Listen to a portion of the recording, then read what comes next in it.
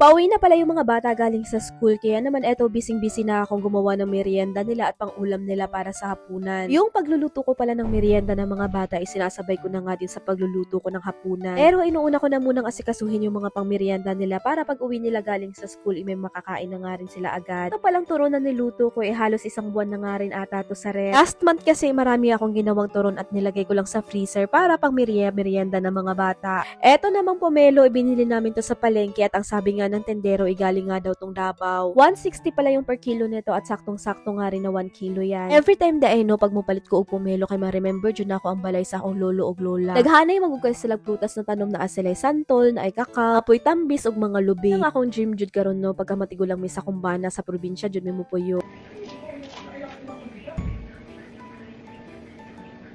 Tinikman ko na nga rin pala itong pomelo at okay naman siya, kaso nga lang hindi ganun katamis.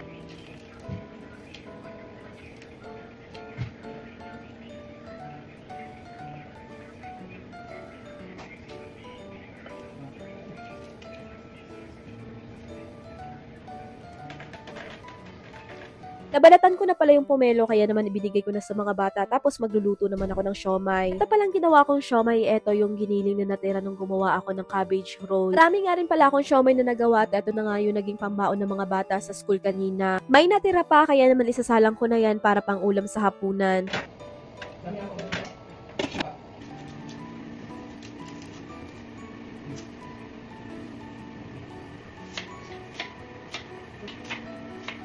May pabalikan ng turon.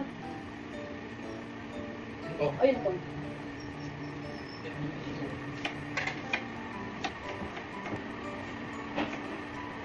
Dahil konti lang yung siomay, kaya naman magluluto din ako ng paksiw.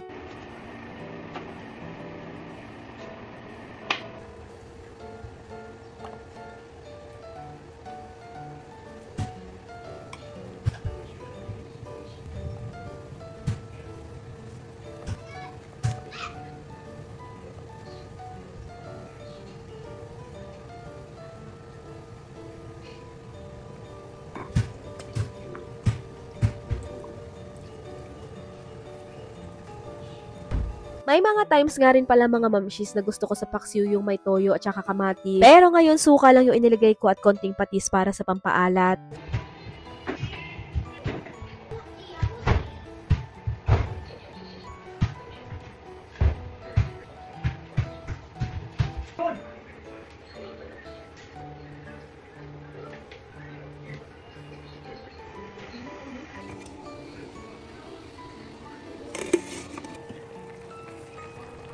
Eto nga dahil luto na yung dalawang ulam natin kaya naman kakain na nga rin kami ng merienda. Sarap nga rin pala yung turon kapag may powdered milk kaya naman eto nilagyan ko. O diba, paano na yung diet natin neto? Oh my God!